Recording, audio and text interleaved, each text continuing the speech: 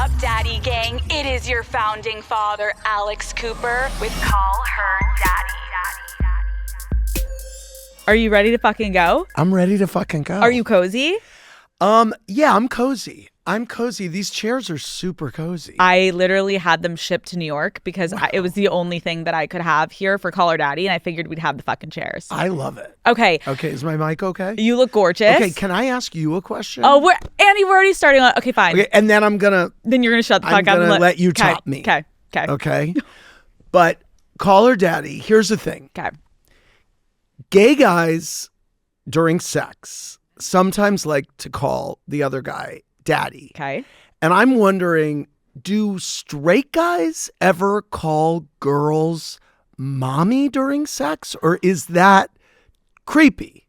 Because it could be argued that it's creepy to say daddy during sex with a guy, but like... This is a good way to start this episode. Okay, good. So my thought is, no, that's fucking creepy. Okay. I also think it's different because daddy is a connotation of like, it can be man or woman. That's like, you're a daddy, you're a baller, you're a hustler, like you make money, Okay. like you're rich, you're powerful. Where there is like, mommy doesn't have that yet. Okay. Maybe we can shift it today. Okay. So I think it's less sexual. Okay. If a man called me mommy in the bedroom, It would be 2 episodes of the pod.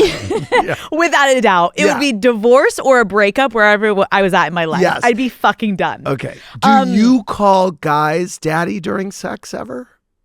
I know you're now locked I down. have. Yes. I okay. have. It's not my thing. I Okay. definitely think once I started Call Her Daddy, I think men were expecting Yes, that, like, of do I course. have to call? And I was like, no, you don't have Right. to actually call me daddy in the bedroom, but you should treat me like a daddy. Yeah. Like, you still should be treating me like I'm not less than. I'm fucking equal, if not better than you, bitch. Yes. And so I think it just changed the vibe, but I wasn't expecting a man to call me daddy. But do men call girls daddy in the bed?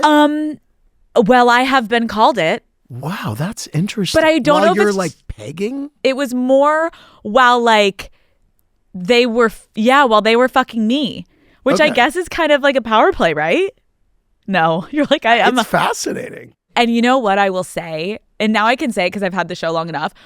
I would like someone to call me daddy, just not in the bedroom.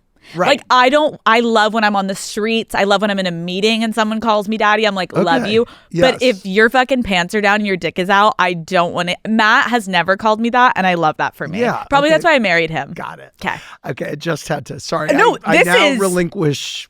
Andy Cohen, welcome to Call Her Daddy. Thank you. Do you like being in the interviewee chair?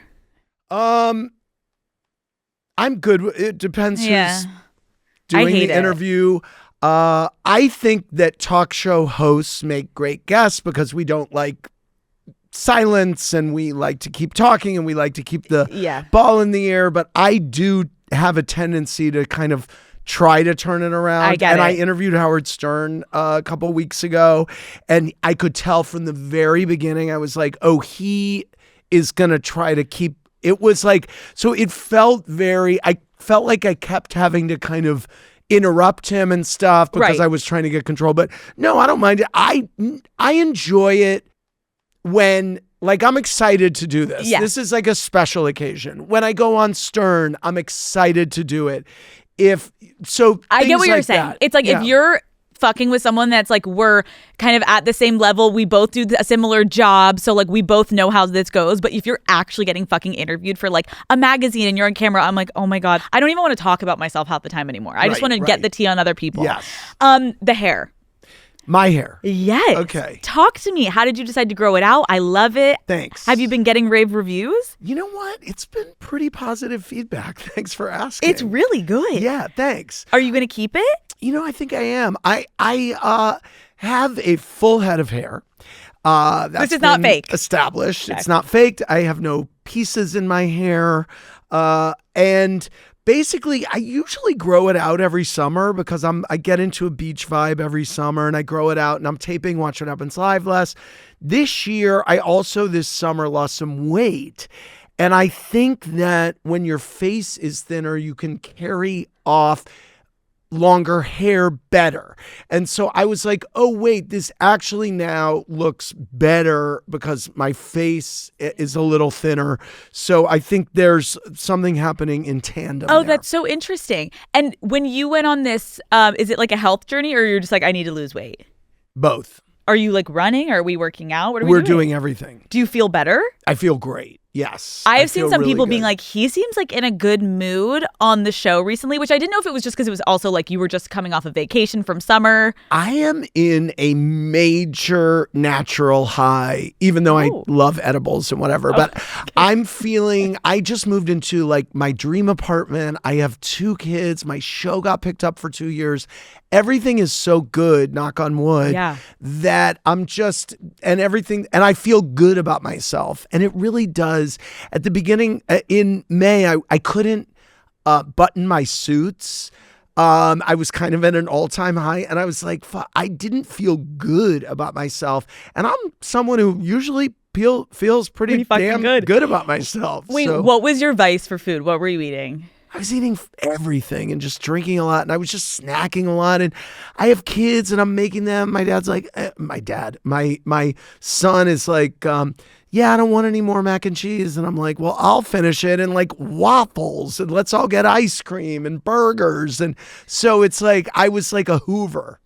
I was hoovering food. It's so bad. Well, no self-control. And then at Watch What Happens Live, oh, Andy, this chocolate chip cookie company sent you this huge thing. And then I have 2 tequilas on the show, and I'm like, where's that cookie?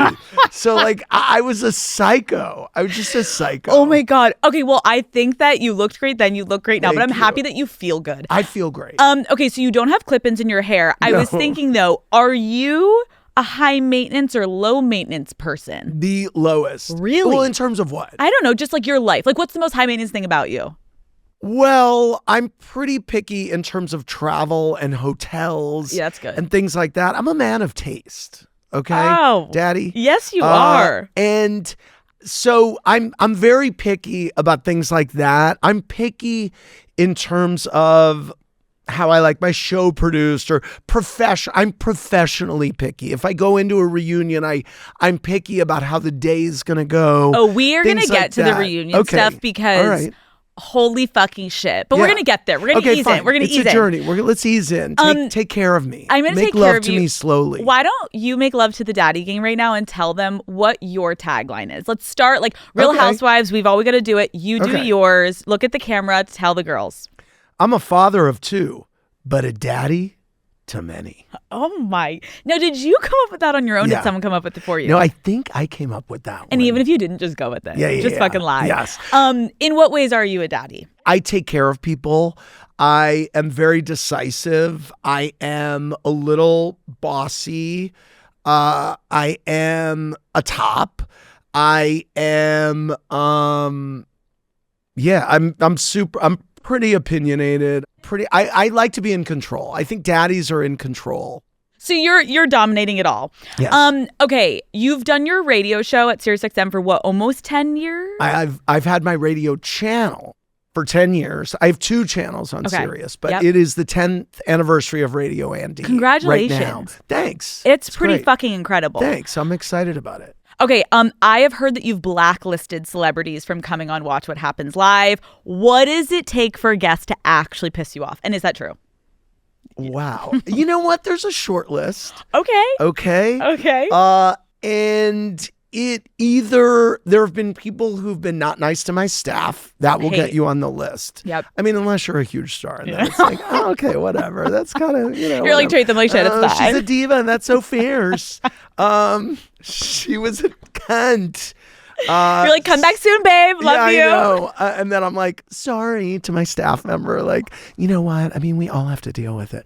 No, but so I mean, no. I think that would get you on there. I think, I think people who just come on. There are people who just have had so many stipulations about the interview, and I'm like, you know what? Let's not do this. Like, it's good. We're good. Because also the expectation with me is that I'm going to go there much like you. And so I it's like I'm not doing this. Right. It's I'm not too trying to make you weird. uncomfortable, but you got to play the game. Exactly. Okay, wait. Could you name one person? Probably not. Okay. Okay. We're going to play one of your games. Marry, shag, kill. Okay. Howard Stern, Okay. Tom Sandoval, Craig Conover. Oh, I would. Oh, interesting. Okay. Well, that is a little bit of an HR issue because Craig is still on Bravo. So I think I'm going to make it easy. I'm going to marry Howard. Listen, I'm going to shag Sandoval because I do think he is he's like one of the prettiest men that he's a very Really? pretty looking man. Huh. Absolutely. I've never met him. And Craig, I'm going to have to kill only because it's an HR issue. And I just want him, I don't want him to feel uncomfortable if I was like, I would shag Craig. True. So we're kind of reading between the lines that maybe if he's off of Bravo soon, you would Maybe slot he'd be him. in play a little bit. Yeah. I love Craig. Okay, that's a good answer. Daddy gang, intimate partner violence is extremely hard to navigate. Abuse isn't always obvious, and once you start noticing the warning signs, it can be extremely hard to know where to turn next. YSL Beauty's Abuse is Not Love campaign is not just about awareness, it's about action. Their mission is to educate, empower, and provide access to real tools and support. So I want to talk about what to do if you notice the signs of abuse in your own relationship. The first thing that you need to do is trust your gut. Emotional and psychological abuse often starts out really subtle. And sometimes you feel it in your body before you're fully aware of what is going on. It can start as small as just feeling a pit in your stomach when your partner does or says certain things. If you start to feel anxious physically, even if consciously you aren't sure why, that is something to listen to. The next step from there is to talk to someone. Even if you're telling yourself you might be overreacting, just check in with someone. A friend, a family member, maybe a counselor. Sometimes just saying out loud what is really going on makes all the difference in how you're able to process it. You don't need to go through this alone. Telling just one person the truth about the ins and outs of your relationship can give you the support system you need to navigate your situation. The next thing to do is set boundaries. Tell your partner when something isn't okay and be transparent about what you will do if that boundary is not respected. If your boundaries are laughed off or ignored, take that as a sign to create distance. You are allowed to have an equal say in what is or isn't okay in your relationship. And you are allowed to leave when your boundaries aren't being respected or considered. Finally, know that help is available. You do not need to wait for things to escalate. There are friends, family, and professionals ready to step in as soon as you're ready to accept help. Just because the abuse isn't physical, it doesn't mean it's not extremely unhealthy. You can get help at any point, even if you're telling yourself it isn't bad enough. If someone you care about is in an abusive situation, the first thing to do is just be there without judgment. Let them talk and listen without blame. They may not be ready to end the relationship, but they are ready to talk about it, and that is a huge first step. Abuse thrives in secrecy. So creating a space where a friend is free to share without judgment is pivotal to helping them stay safe. The next thing to do is share resources. Point them to hotlines, support groups, or organizations like It's On Us. It's On Us is an amazing nonprofit that focuses on college sexual assault prevention. They run peer-to-peer campus programs offering consent education and bystander training. These trainings can completely change someone's life. Finally, if you have a friend going through an abusive relationship, the most important thing to do is keep showing up. Isolation is a tactic abusers use, and your support might be a lifeline. If your friend starts canceling or stops answering, don't give up. Everyone navigates these situations at their own pace.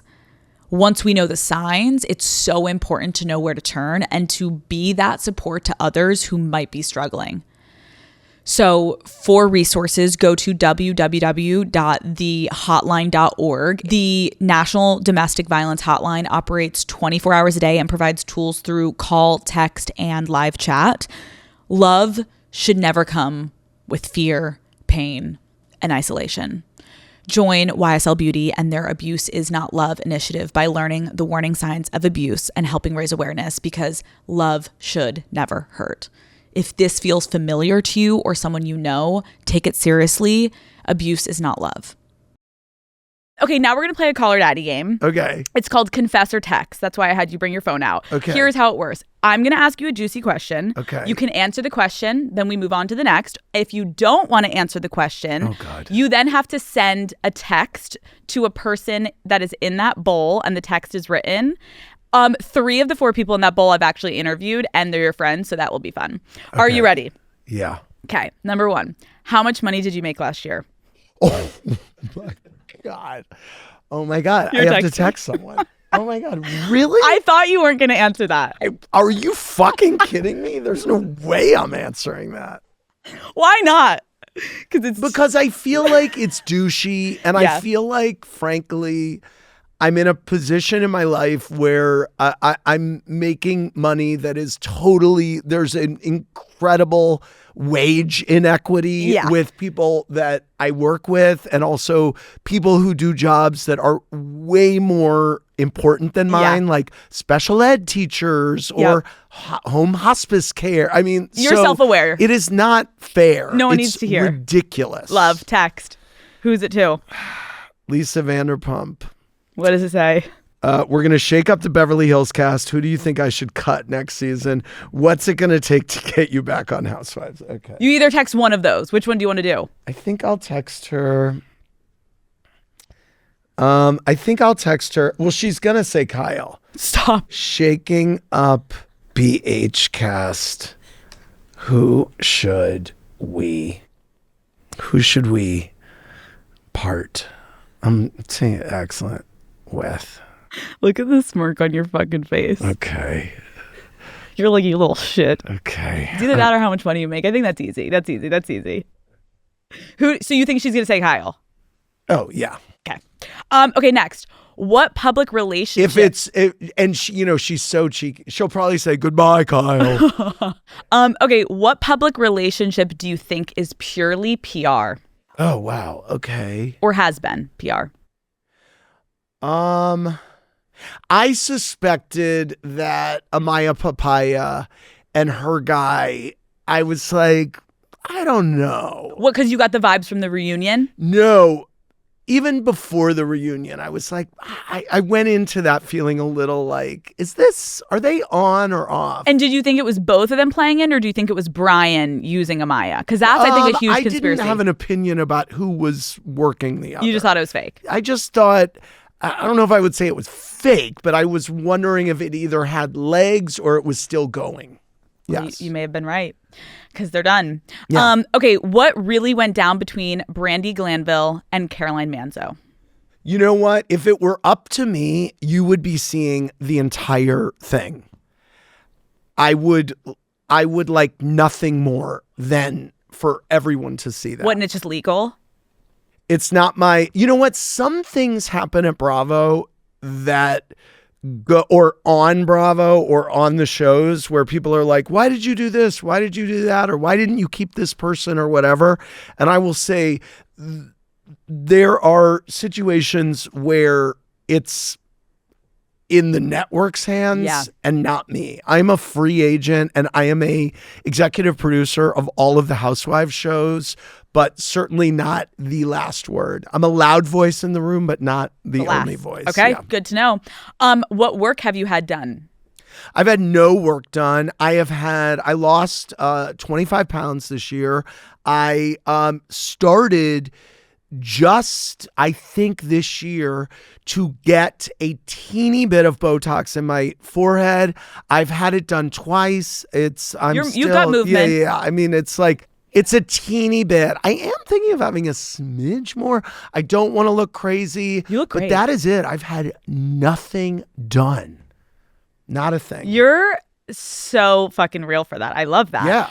I also feel like if I do have something done, I'm going to have to immediately talk about it because I ask every housewife, what have you had done? And I feel like it would be so hypocritical. This summer, I microdosed a GLP-1 and I immediately talked about it when I came back from break after Labor Day because I was like, I will be the hypocrite of the universe for not saying this because of every question I've asked. I will be such an asshole. First so of all, I just knew that I had to do it. What is a GLP-1?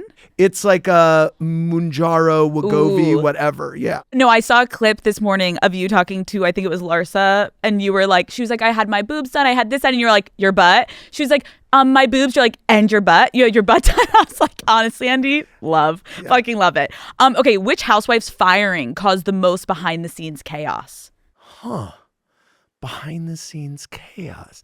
I would say when we totally revamped Roni, and I would also say when we let go of, at the end of season 4 Roni, when we let go of Jill, Alex, Kelly, Cindy Barshop. I think that was kind of a big thing.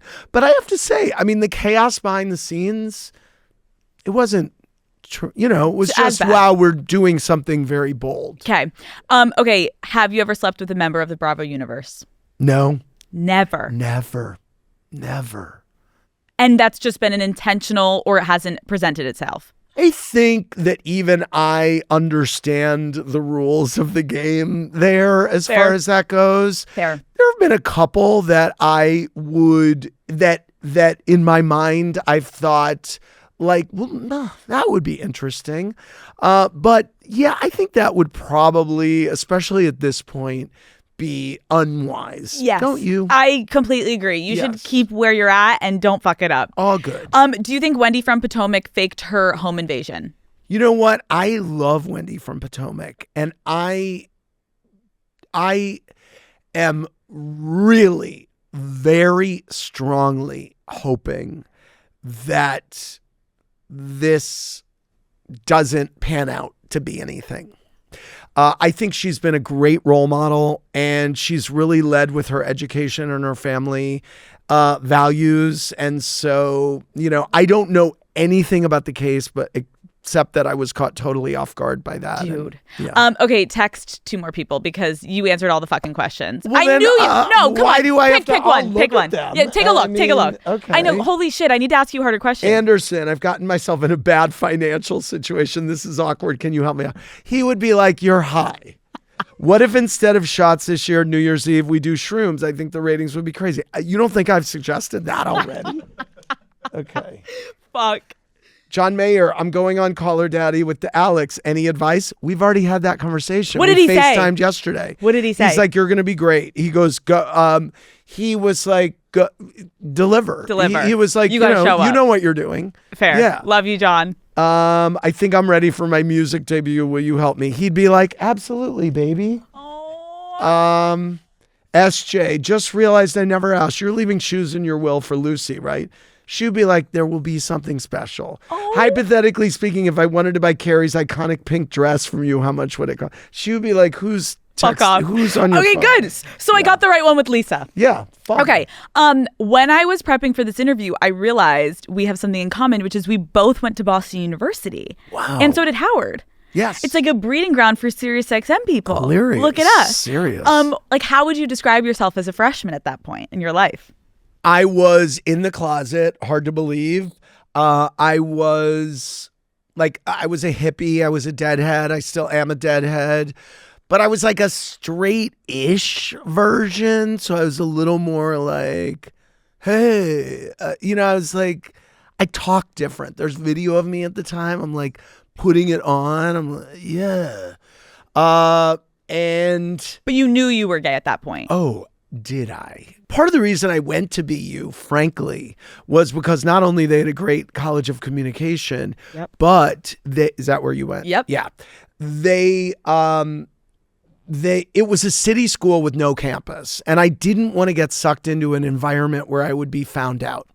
And I wanted to be able to disappear in a world. And I also was super scared of the fraternal system, which I now am understanding is where all of the gay sex happens. So I'm like, what the hell? I should have gone to like Indiana or whatever. And these idiot confused straight guys would be blowing me every night, and I actually would be, so that was dumb because all my friends are like, Sigma Chi at Cornell, not to blow anyone up, but like the stories I have heard, like there are so many gay friends that I have, and I'm like, wait, you were on the swim team where and what happened? So holy fuck! But I get it because it feels like it would be like a homophobic situation. Meanwhile, they're like fucking doing you in the bathroom, and then they're going to reunite with their girlfriend. They're like creeping into they're all creepers at night, drunk, and then they're like, "What? This didn't happen." Wait, and where did you grow up? St. Louis. Okay, and where'd you grow up? Pennsylvania. Okay. So I was excited about BU too, but was your family supportive when you came out? Yeah, okay, they were great. You were just socially nervous to come out. Well, look, it was a different time. Yeah. And everybody was dying of AIDS. I came out in 1988. I mean, this was a totally different time. There were not many gay people on TV at the time. Will and Grace wasn't on. So it was The Real World was starting at that time. And I think The Real World started in like 90. And that was like the first gay guy, my age was on TV. So it was a very different time. Totally. And it was scary. It was a way scarier. Even as liberal as my parents were, we got the New York Times delivered to our doorstep when I was growing up. But I didn't have a sense that me being gay was going to be that amazing news for anyone. And also, the idea of having a family, if you were coming out of the closet, was not. I remember the conversation I had with my mom, and one of the first things she said was, "I probably would have hated your wife anyway," which is a great fucking line. And she probably would have, by the way. It would have been a nightmare for me. So, but I said to her, she said during that time that I came out with her, she said, I'm really mourning the loss of the life that I wanted for you. And I said, well, what was that life? And she was like, well, like you having a family or you being a dad. And I was like, well, I could still be a dad. And I didn't believe it when I said it. And she didn't believe what I was selling because it really was not. How was I going to be a dad? And now look at that you. would never happen. And now 2 children. Yes. No, but did she text back? No, Anderson did. Oh, you didn't even text him. Oh, wow. It's good news for him. Oh, that's good, Anderson. He got I love that. Piece of good news. No, I cannot imagine what it would have been like back then. And I also, though, get what your headspace was of like, if I go to a city, I can kind of go all around, and BU is like that. Like you can go to the West End, you can go to the Southeast, like you can go anywhere and kind of disappear, which is not normal for college experiences. Yes. During this time, though, weren't you really kind of clear career-wise? Like you were in journalism. Yeah. Did you know what you wanted to do? I wanted to be, my total dream was to be myself on television. But there were not many places where you could do that. Again, like maybe being a VJ, which I auditioned for to be an MTV VJ. You would have been good at that. I did not have my shit together. I didn't have my look together. What did you look like? So much better now than I did as a kid. I just was like, I had this kind of Jew fro, and it was just bad. It was bad fashion, bad. And so I wanted to do that.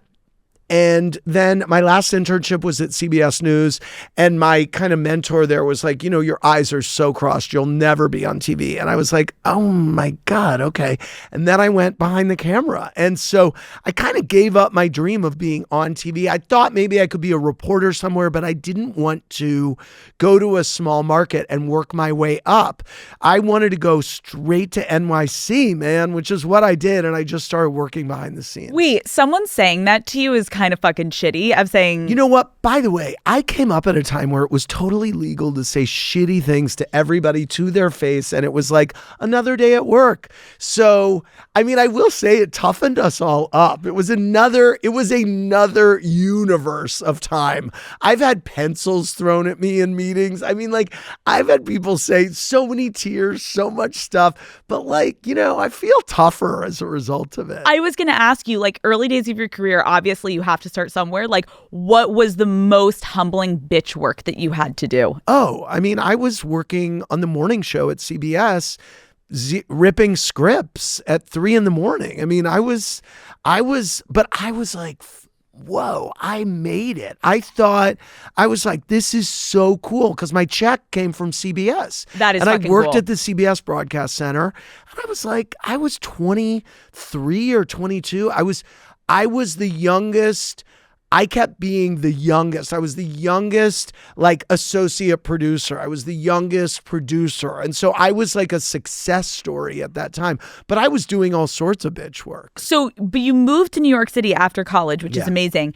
And when you're living this life of CBS, are you partying? Are you exploring your sexuality? I was fucking it was awesome. I got no sleep ever. I worked, and I was telling you, there was no grinder. There was no, so if you wanted to meet people, you would go out, and there were so many more gay bars in New York City, and there were gay bars in every neighborhood. It was like random neighborhoods. In the East 30s, there were 5 gay. I mean, it was crazy. So you'd be home, and then at 11 at night, you'd be like, yeah, screw this. I'm going to go to the Works. There was a bar called the Works on Columbus Avenue and 81st Street. It was so great. And all these video bars, and they just showed videos, and you would go alone, and you would meet people, and you would run into people that you knew from the neighborhood and whatever. And it was just a different universe. And I think that people are so fucked by social media and everything. And it was so cool. I met so many people, and I'm not saying I slept with so many people. I'm not saying I didn't, but it was awesome. And I just feel like when you move to New York, you choose life, and you are choosing to live, and that goes today as it went yesterday. But I was like, I was truly living my dream then, and I was like, this is the only place I want to be, and I don't care if I get 3 hours of sleep for the whole time that I live here, because this is so amazing. And I did. I relate a lot to that. When I graduated from BU, I went right to New York City. I had like no fucking job. I moved in with a boyfriend that I hated, and I was like, let's fucking go. Yeah. And I was out every fucking night. I was at the clubs. Yes. I was sucking dick, and I was having a great fucking time. Yes. And I was like, let's go. Yes. And you lean in and you have fun, because you know it's not forever that you can like be Do in that moment. Yes. Okay, wait. But also I was like, I will show up at 5 a.m. to work. Great. Perfect. And I'll be excited about it. So when do you get on camera? Oh, I didn't get on camera for many years later. I got on camera when I in the year 2000, Barry Diller offered me a job running programming at this startup cable channel. And I knew Barry socially. Still know Vanderpump. Turn your fucking phone off. Yes, We're done. No, you're fine. So I'll check it at the end. Okay. Barry offered me a job. I left CBS News after 10 years. Okay. I was running programming at this teeny cable channel called Trio that nobody ever saw or heard of, but I learned the ropes of kind of cable programming from this team from Barry Diller and this team he created, which is amazing. That's amazing. Highly recommend his book, which came out this year. It's incredible. It's amazing. So worked there. The channel the plug was pulled, and this company merged with NBC Universal, which owned Bravo. I was being offered the job of head of current programming on Bravo. Okay. But Viacom was starting a gay channel called Logo. And I was like, wait, I'm the gayest guy in TV. I should be running this channel called Logo. So I went and interviewed for that job, which I didn't get. And I was like, are you fucking kidding me? You're not giving me this job? I couldn't believe it. So I went and worked for Bravo. not getting that job saved my life. I wouldn't be calling you daddy if I got that job. Dude. So like, honestly, I would, Thank God. I wouldn't be, so anyway, a few years into it, now we've launched Project Runway and Top Chef and Workout and Flipping Out, and here come the Housewives. And I would say I started emailing my bosses dishy behind the scenes stuff from the set of a show that I was on. And my boss, Lauren Zelaznik, said, wow, you're a really good writer. You should be the first network executive to have a blog on Bravo TV on the website. So I started blogging as a network executive every day. And I started also talking about what I did the night before. And I went to Saint-Tropez last week and all this stuff. And then as a result of the blog, I started getting interviewed by CNN and stuff, like talking head stuff. We need a TV executive to talk about Sex and the City ending or this happening or that happening. And so I started doing that. And my boss was like, and I was like, and she knew that I wanted to be on TV, that was my goal. Mm-hmm. She said, what if we turn your blog into like a show on BravoTV.com, and you can after show after Top Chef. And that's how Watch What Happens started. And that's how the reunion started. All because of this show online. And my boss believed in me and gave me the chance. That is an incredible story also for anyone listening, because I feel like I have a lot of people at that point where they're maybe at the precipice of feeling like they thought they were going to get something in their career and they didn't. And you are literally breathing proof to be like, if you got denied from a job, it could be actually the best fucking thing that's ever happened to you. Because look at you. Life lesson. You wouldn't be probably exactly where I'm sure you would have made it in a different capacity. But I don't know that I would have made it on air, because it's highly unconventional that someone would believe in you behind the scenes to the point. The other two things I will say as life lessons were that even though I had to pivot from being on the air, I was so excited to be a producer, and I was very grateful for all these opportunities that was presenting me. And I felt like, wow, this is awesome. So I still was happy to be working in television. The second thing is, when I was getting these opportunities in front of the camera, I was not so full of myself to believe I wasn't getting high on my own fumes. So I wasn't saying to Bravo, well, now you need to pay me like a shit ton of money because I'm on the air and I'm a star. Right. I waited until I knew that I was worth something to them. And I knew that I had to be even better at my day job in charge of programming, because this on-air stuff was the chance they were giving me, and it was not the thing. What I was hired for was to be in charge of programming. And I was like, now is not the time to take your eye off this wheel, because they could take this away at any minute. Right. It's like really making sure you're good at your fucking day job, so that if your boss does give you like, okay, you can do this side project essentially. Mm-hmm. Don't make that your whole fucking MO, because you need to still have your core. And you did that. Yes. Wait, so when did you though get over this guy tells you, oh, your eyes or whatever, you're not going to make it on how did you find the confidence in front of camera? Well, I've never been short of confidence. Okay. So I knew I could do it. And when my boss had confidence in me to do it, and also I was doing these interviews and I was like, they're like, okay, he can talk and be on TV. And also being a producer, I was producing myself. I understand how to be on TV because I'm a good producer. That's a great point. That makes you have a different leg up, because a lot of talent comes in and they're like, where do I look? And oh, that's a camera. Exactly. And they don't even know what the fuck a camera is. That's why the first night I went live on Watch What Happens Live, I wasn't nervous, because I understand TV time and I understand how much I can fit in 3 minutes. And when my EP in my ear is saying, you have a minute left, I know what I can do with that minute, and I know how I want to end the act, and I know what I want to tease to, and I'm producing myself. If I was not a TV producer, I would not be as successful as I am, I think. Yes. It's interesting to note that when I did go on camera with this after show, all the comments were, oh my God, that guy has such crossed eyes. So it did come into play. And I had to get over it. And my mom was like, you don't have crossed eyes. I'm like, apparently I really do. So I would joke about it on the air or whatever. But then when Watch What Happens Live started, I did have a couple years of imposter syndrome where I was like, who do you think you are? You're not a late night comic. You're not a stand-up. You don't deserve this. I did have for the first times really feelings, and I had to overcome that. And also people online were saying that I gave myself my own talk show, which wasn't possible. Everyone has a boss. I work for a big company. So I wasn't able to kind of circumvent an entire universe and give myself a show. Like that's...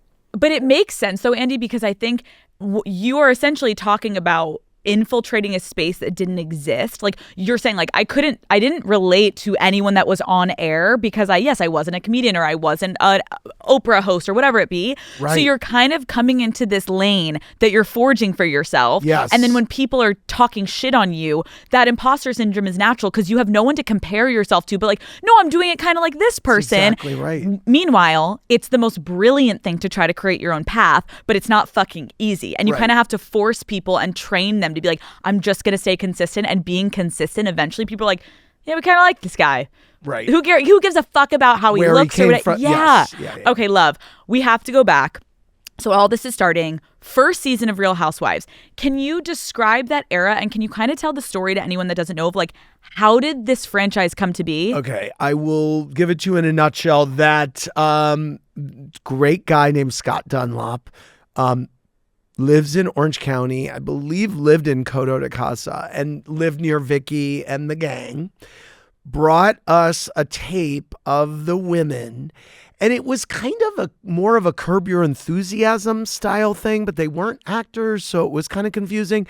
At the same time, we saw something in these women. I mean, it was interesting. I mean, Vicky had a grotto in her backyard, but she was an insurance agent, but she talked about, they are all talking about their breast implants. And I don't want to be a creepy guy to talk about how big their boobs were, but they were talking about how big their boobs were, and their boobs were big. So, but they were moms and their kids were very attractive, and they spoke to their kids in a way that we hadn't seen before. And Desperate Housewives was the #1 show on TV. So we were like, what if we do this and we call it Real Housewives? Now, I'm a huge soap opera fan. In my mind, the greatest thing about this was they lived in the same community. Major, All My Children, Day One, me, Pine Valley. They all go to the same restaurants. They go to the same club, whatever. So in my mind, that would be the greatest thing. It was a team of people. Sherry Levine, Francis Barrick, Lauren Zelaznik, Amy Introcaso-Davis, this whole great group at Bravo. We looked at this and made these rules of the show.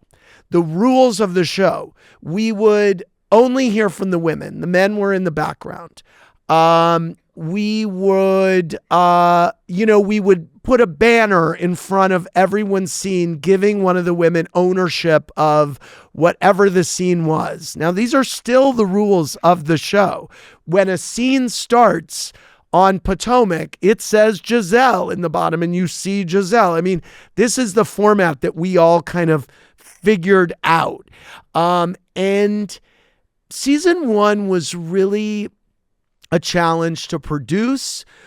I remember the meeting in my boss's office because the edit was troubled. We didn't have the footage we thought we had.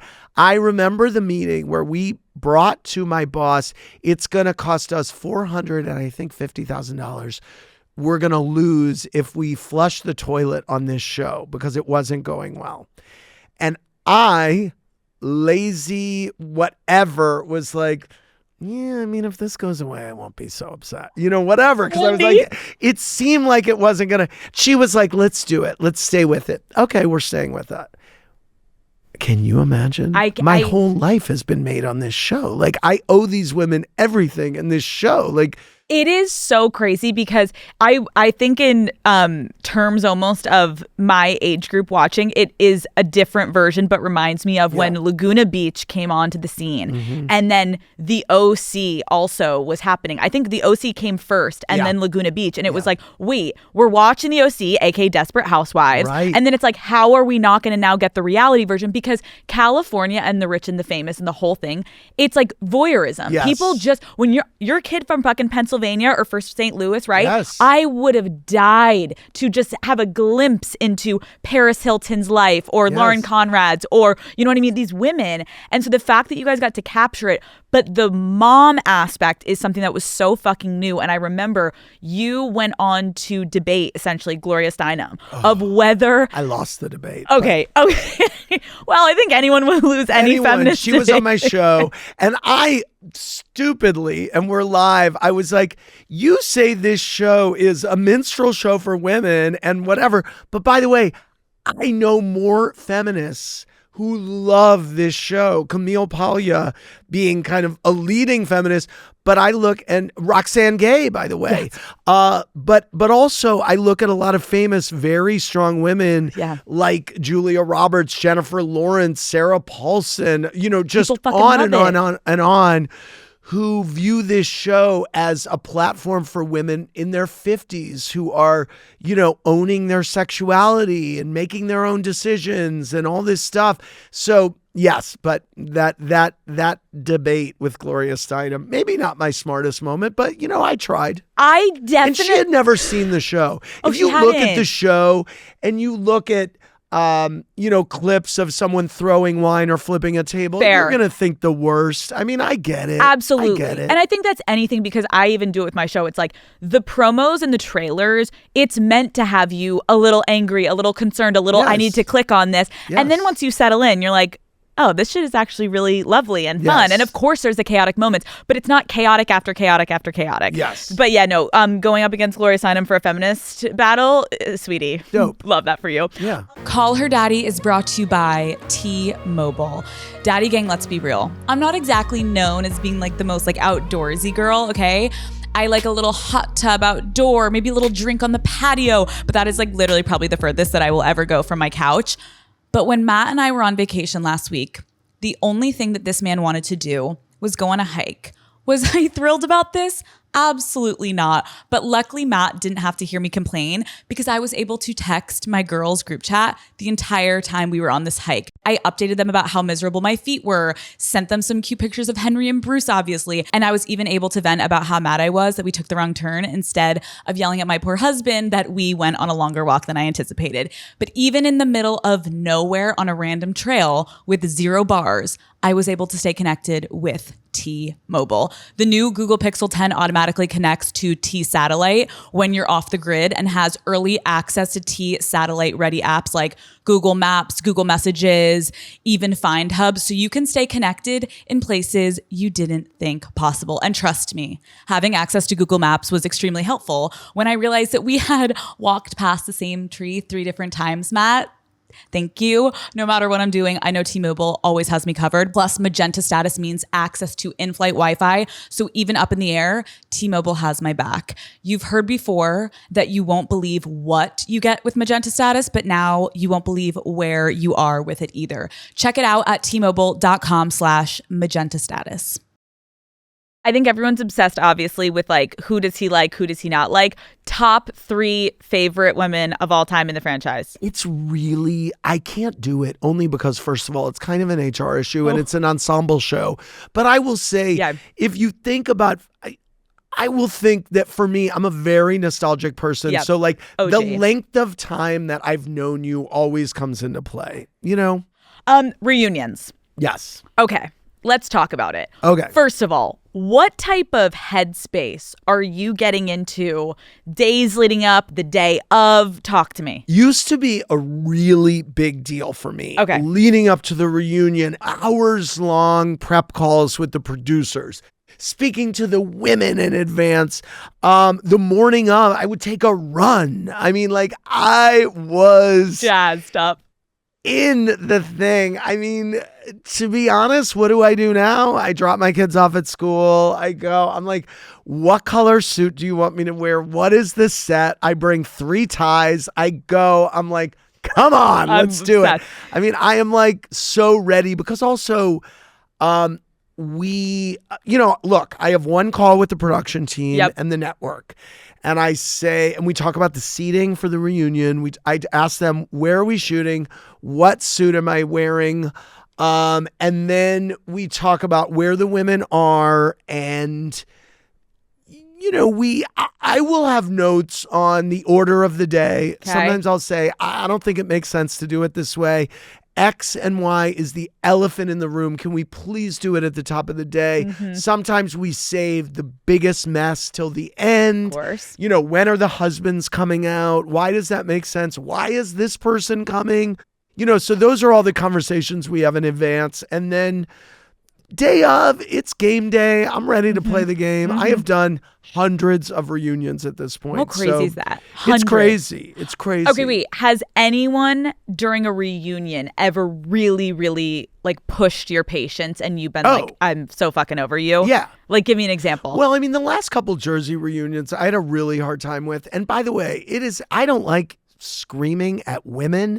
It is a bad look, but there are moments, and they left them in the show where I'm like, shut the fuck up or whatever, or be quiet. So yeah. And by the way, sometimes the only way that I can get people to be quiet is to literally be like, shut up, like go crazy. And there are some times where I will say to the producers, can you mark that? You're not using that.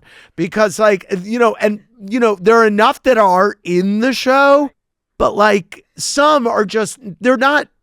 It's just me talking over a cacophony. No, it actually looks like they're your children. Yes. And you're like, you're actually at a little like school event and you're trying to keep these kids in fucking line. Correct. I do think people love when you get nasty though, because it does get you, it takes a second to get you to that level. But when you get to that fucking level. It takes more than a second. Yeah. Yes. You go fucking feral. Yes. Who do you think is the worst person when it comes to speaking over people at reunions?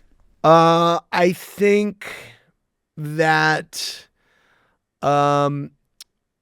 Lisa Barlow, I think that there are some people who it's just harder for them, and it's no disrespect, it's harder for them to have the intake of what someone's saying and then speak back and then, figure it out. I think Lisa Barlow might be one. I think Teresa historically has, that's been a growth area for her. Love you. I think that I feel like maybe Toya on Married to Medicine could be in there. Love you, Toya. No disrespect. I think that Dr. Simone also, now that I'm in the Married to Medicine universe. Who else? I mean, there are some, kind of feel like Jacqueline Larita on Jersey may have been there. Yeah. It's good. Yeah. We need to talk about Love Island reunion. Okay. Because you are like, I agree. You've done so many Real Housewives reunions. You're in that Bravo universe. And then all of a sudden it's announced that you're doing the Love Island reunion. And just Loved for a little, it.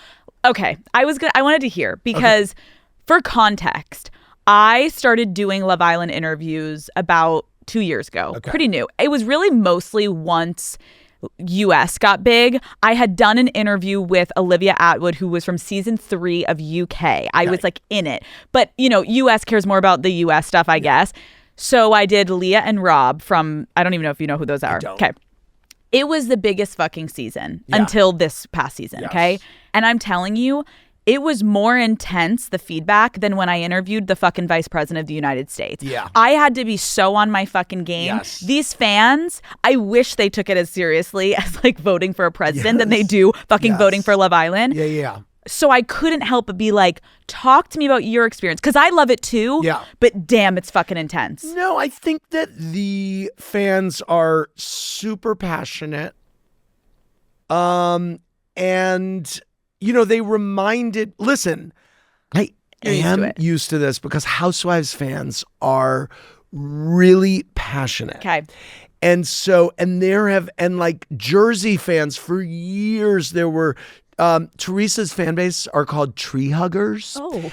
And like there was a narrative going on around the tree huggers that I was super unfair to Teresa and that I hated her. And Teresa and I have always had a really good relationship, but I think that there was a period of time where she was getting confused by what the tree huggers were saying online, because also if you look at certain clips in isolation, you may think, what does this guy think of me? Or why is he being like this with me on the show or whatever? That makes sense. So she would come and think, and before she went away, she and I had a very serious lunch together where we kind of really, I was like, like this is kind of a narrative that's happening outside of the show and whatever. And she's like, well, I've left feeling this way or whatever, but we really talked it out and it was great. But so I've been there with passionate fans. Okay. This one I was like, whoa, because I think a lot of the folks who watch Love Island weren't clued in on a Andy Cohen reunion, which is I go there, I don't break a sweat, I'm going to ask you, I'm going to come back at you. And the thing about the Housewives is I am also one of their bosses in theory. So I do, when I'm wearing my Housewives reunion hat, I am trying to be as the most neutral version of myself while also representing what the fans are saying, because I know what the fans are saying. Right. On Vanderpump Rules or Southern Charm or whatever, Summer House, I do get in the weeds a little bit with them a little more, and it's kind of fun for me. It's one of the reasons I love those shows and why I think people enjoy watching me doing those shows, because look, I love giving men with Peter Pan syndrome shit who make bad decisions. Like, I love it. It's like a Watch What Happens Live classic. Yep. Jax, come on in. Let's talk. So with Love Island, it just seemed like the perfect, I was like, oh, this is going to be so fun, whatever. People were upset that I was asking Hutta about her dating life outside the show. And I'm like, you were just on a reality show about your dating life. If anything in the universe has ever been more fair game, it is me asking you who you are dating now and who you, by the way, have been on red carpets with, so that there should be any backlash or commentary on that. I was like, oh, this is special. This is kooky. And by the way, the Hutta fans, and I'm sure they have a Hutta hive or something like that, they were really brutal. And what you need to know is I thought she made the show. She was amazing. She was on your show. Yes. So she was my person that I was most excited about talking to, because there was so much to talk to her about. Absolutely. But also you can't give me the answer of, oh, that was so long ago and I've changed, when it was 3 weeks ago. So I'm going to say, I get it that you're a whole different person in 4 weeks, but real talk, that was 4 weeks ago. I am gonna be the guy that says that. And I think for Bravo fans, if anything, they're like, oh, he's going light. That was light. Other thing. People were like, y'all don't realize that was Andy Light. That was light. Kind of. Well, yeah. Because I was gonna ask, did you watch any of the season? I watched the entirety of the season. You did? You don't think I watched the season? I wouldn't do a reunion show without watching You watched every fucking episode? Daddy? Oh! What the fuck, Dude. Daddy? Watch the whole thing. I'm not going to host something as important as the Love Island reunion and not watch the season. I was wondering. Why? Is there a conjecture that I didn't watch it? Everyone's like, yeah, he had his fucking assistants watch it, then send him What? That is insulting. I take my job seriously. Okay, so when did you have time to watch? At night, you would just watch it every night? I make time, Daddy. Okay, I love that.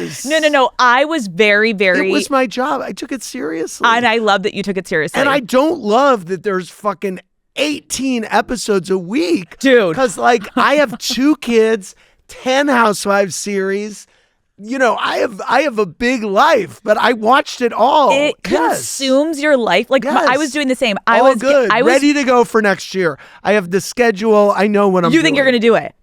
Oh, am I going to host a reunion? Yeah. Oh, I hope so. They'll have me back. I agree with you. I think I like it because it's during summer-ish. Yes. So it's during summertime. I plan my stuff. I get Yes. ready. I usually want to have like the top 2 talked about people on. Yeah. And I'm ready to fucking go. Yes. And Huda was amazing. Amaya was amazing. Like Yeah. they come out and they're ready to go. And they're superstars. They are. Yes. And they pop off. Okay, Yes. we're going to do some rapid fire.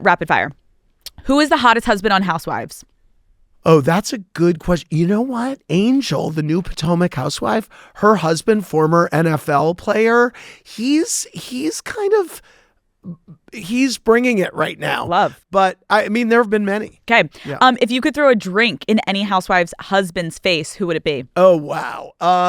There was, well, first of all, I don't condone violence. Oh, yeah. But like theoretically throw a drink. There Yeah, was no. a one season housewife, from Jersey called Amber. It would be her husband. Perfect. Yes. I'm dead. We don't condone it. We're just kidding. It's Yeah, a yeah, hypothetical. it's a Who's a cast member you wanted so bad but couldn't get to sign on? Oh, there was a woman on Roni, people complained about the lack of diversity on Roni for years. And there were a few very high profile women of color in New York that I was sitting with, I was meeting with that didn't happen. So that one was Erica Reed, L.A. Reid's wife. And L.A. didn't want to be on the show. I mean, it was like a whole thing. And I know Erica, and she's amazing, and she was kind of the one that got away for Roni for years. It's a good answer. There have been a few. Okay, which petty feud lasted way too long, in your opinion? Well, oh gosh. I mean, there have been so many. I know. Name one. I mean, Gretchen and Tamara right now are arguing about things that happened 15 years ago, but they haven't had the space to do it. So it's kind of fair. So like it is fair. Okay. But I'm trying to think of one. No, that's a good one. Yeah. I think a lot of people are clued into that right now. Yeah. Okay, who's the biggest douchebag in Bravo universe? Me? Perfect. Should Karen rejoin Potomac now that she's out of prison? I love Karen. I hope so. Okay. Would you rather have Karen or Jen Shaw as your prison cellmate? Karen. Okay. What's been the most iconic Bravo moment that immediately just pops to your head over the years? Go. We got the yacht. Okay. I don't know. Which housewife has made the best song in their attempted singing career? Oh, okay. I love Candace Dillard Bassett's song Drive Back. Oh, never heard it. Absolutely love it. Go stream it, everyone. Yep. Do you think it's better than Sheena Shea's Good as Gold? I love Good as Gold. Okay. I am a Good as Gold. Don't come for Good as Gold. It's good. Yes, It's as good. gold. Okay. Was Katie lying about what Gretchen told her about Naked Wasted? Unclear. Lots of stories. Watch the reunion. Okay. Who is the best housewife casting addition of the past year? Stacy on Potomac. Love. Call Her Daddy is brought to you by Pacifica. Pacifica has been 100% vegan and cruelty-free since day one. No animals harmed, no exceptions. They help turn your everyday routines into acts of well-being, packing their skincare, makeup, and beauty products with natural plant-powered ingredients. And yes, they smell incredible. Truly aromatherapy level products. Everything from Pacifica is conscious, effective, and totally guilt-free. Here's the secret, Daddy Gang.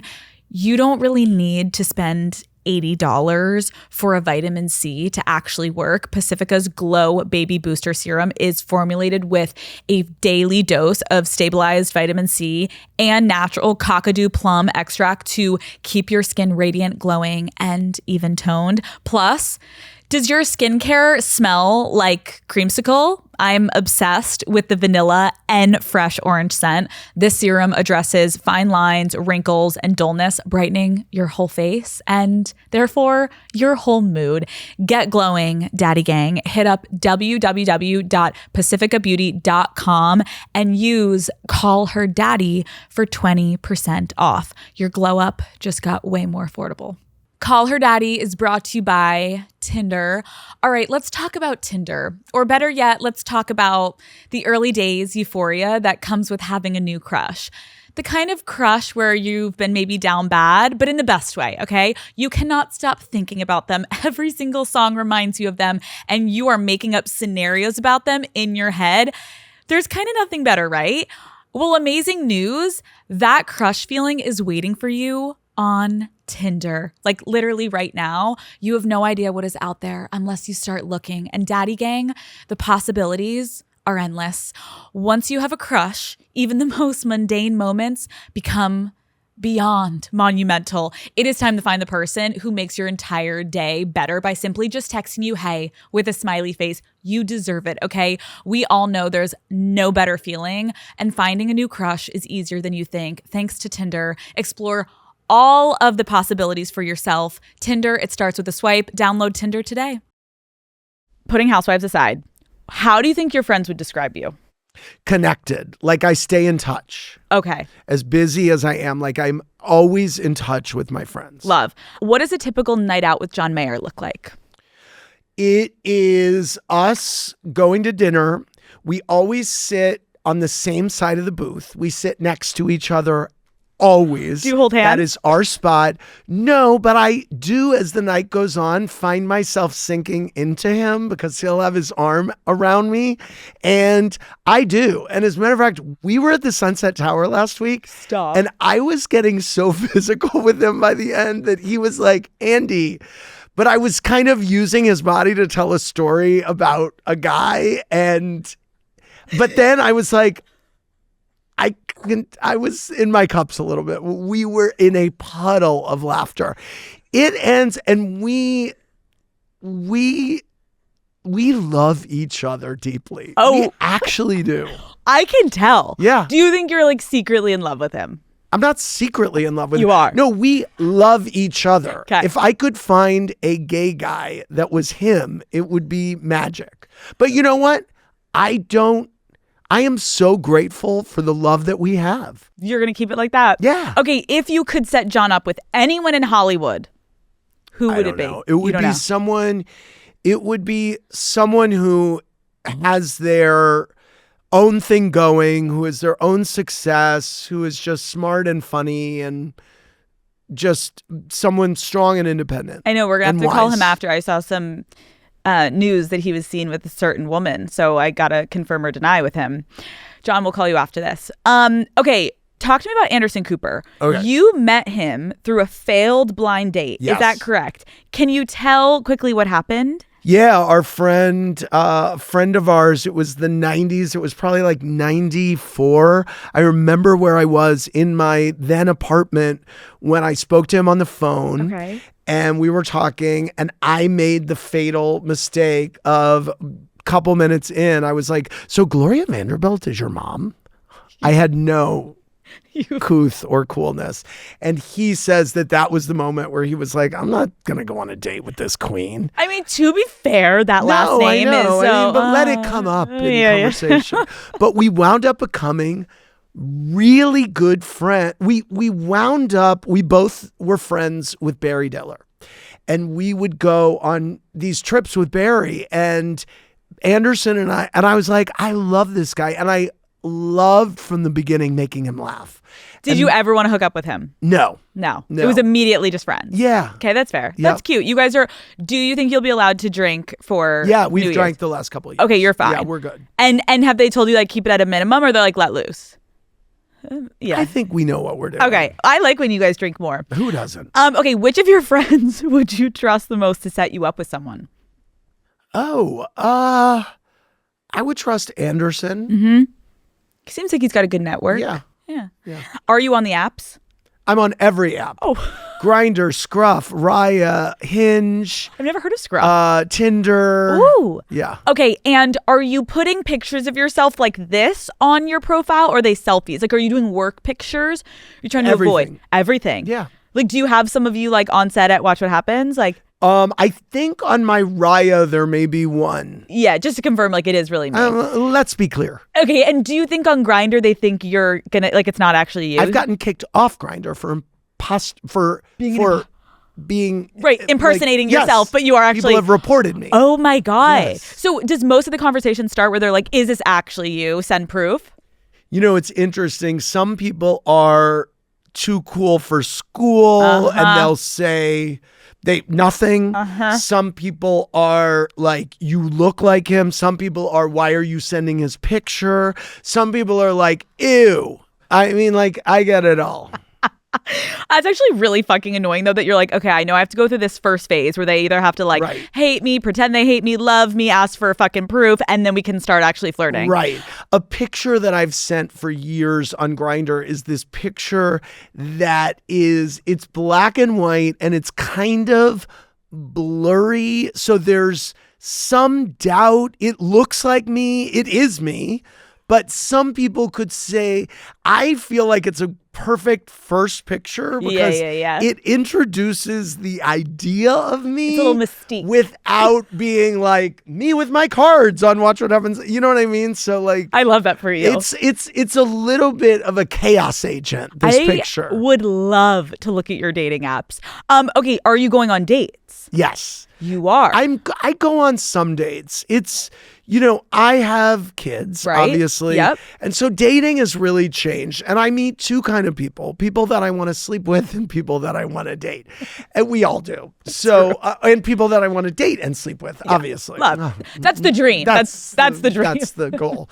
But so, you know, yeah. If you are trying to impress a man, what are you doing on a first date? I don't try to impress guys. You don't? No. I mean, what do you mean try to impress? Like, are you taking them to a certain spot? No. Are you No. And are you doing coffee dates because you're like working at night? I wouldn't try to impress someone. Okay. I would. They would want to be with me or not. I don't want to be with some, you know, slurpy twink who's trying to like, you know, be impressed. I mean, is it true that you did though hook up with the guy that you met on Craigslist? Craigslist used to be the place where we hooked up. Oh, yes. That used to be, Craigslist was Grindr before there was Grindr. You're like, babe, that's another dating app, okay? Yeah, yes, it was. And were you had some successes there? Oh, yeah. That was before I was famous also. Oh, okay. Yeah. Would you ever go back on Craigslist? I think that they unplugged the meeting up feature on Craigslist years ago. Well, if they ever revamp it, you should be the face of. No, thanks. Oh, no, okay. Yeah. You get a fat check for that one. Yeah. Okay. How would you describe your typical type? Well, again, I'm like the UN. It's all over the map. I mean, you know, come one, come all. It's really about a vibe. I mean, to date, I like strong, independent, smart, has their own thing going, handsome. You know, I really like. So it's so funny. The few people that I've hooked up with on Raya that I've actually hooked up in person with have mainly not watch What Happens Live and don't watch the Housewives. So nice. And they're like, no, I'm an architect and I do this, or I'm a finance guy. And do you like that? I do like it. Kind of hot. Yeah, it's good. Yeah, it's like, ooh, you've got a little like anonymity. Yeah. What has been your longest relationship? 3 years, I'm embarrassed to say. No, 3 years is long. Really? I'm an old guy. Yeah, but 3 years. I've been single far longer than I've been with people, but I like being single and I have a really good life. So I haven't been like, oh, I'm so lonely. And then my kids wound up saving my life. Having kids later in life was like the greatest thing I've really ever done. It's beautiful. And I think that's awesome. You've got a full house. I have a family. It's great. We are going to play one of the games that you play on your show, word association. Just say the first thing that comes to mind. Single Nicole Kidman. Living. Oh my God. I don't know. Oh my God. That just took everything to come out of you. Okay, The Golden Bachelor. Handsome? We're for it. Yeah. Okay, Bad Bunny Super Bowl halftime show. Yes. Yes. He's an American, you fucking idiots. God, Puerto Rico is in America. God, I hate that you have to clarify. swimming in a sea of fucking idiots. It's so hard. It's so hard to be an American. Okay, Sydney Sweeney and Scooter Braun's relationship. Into it. Really? She's so hot. Oh, Scooter Braun? Why not? Okay. Teresa Giudice. Yes, OG. Ketamine. Never done it. Really? I am the only gay man on the planet that has never done. Oh, no. Amy Sedaris and I did nasal ketamine once before we went to the Polo Bar. But it was just like, it lasted like half an hour. We didn't go in a K-hole or anything. So we did do that. Before the fucking Polo Bar? It was so weird. Someone gave it to us. It was not the time or the place, but it happened. I'm fucking done. Okay, Mauricio Umansky. Handsome. Okay, the next season of the Roni reboot. Gonna be great. Love. Okay, last, before we go, plead the fifth. 3. Ready? Plead the fifth. Plead the fifth. Okay, great. In your opinion, who is the thirstiest celebrity? Well, I'm going to say, and I mean this with total love, and I love her, Brittany on Salt Lake City. I love you. Okay, which Housewives couple is headed for divorce? Oh, wow. Well, I mean, I have no idea. I'm stunned by, I was stunned, but I'm still getting over Kyle and Mauricio. I mean, too. Yeah. I'm still getting over Rachel and Raj. Okay, Rachel, so you don't have a new one. Zoe. I don't have a new one. Okay, so you're pleading the fifth. Who do you think should replace you when you retire? Oh, wow. No, I'm not pleading the fifth. Now I wish I did about the thirstiest celebrity. Who do I think should replace me? Well, I don't really love talking about my retirement. Thank you very much. But you're like, I've never been should replace you, Daddy. I know you're like, I've never been hotter. Fuck off. I think, I'm like on fire. If you haven't noticed, then you don't have to answer. No, it's fine. I used to say, there's two people that I always kind of thought, which were Jerry O'Connell, who I love. Great. And Jeff Lewis, who I think is great. Okay, but you're not going anywhere. But I'm not going anywhere. You lost the weight. You got your long hair. You're looking sexy. Yes. Like, you're here to stay. Yeah. You're just getting started.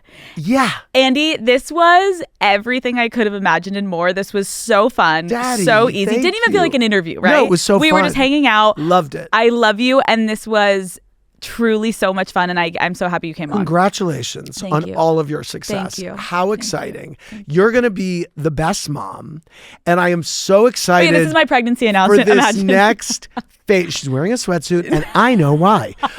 You can't tell it all. Start the rumors. You totally can't tell it all.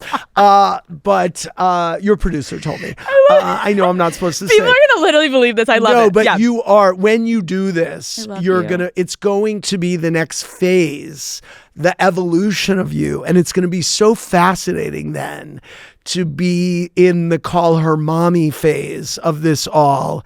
And I can't wait. And have me back, and then we'll talk about like parenting and stuff like that. All the but also, advice. we could just come back and bullshit, whatever. Yeah. But seriously, like I'm excited to see what happens next, because I know this is like a whole show in progress. Oh my God, you're the best. Congratulations. Seriously, thank you. Yes. We love you, Andy. Okay, I have a response from Lisa Vanderpump.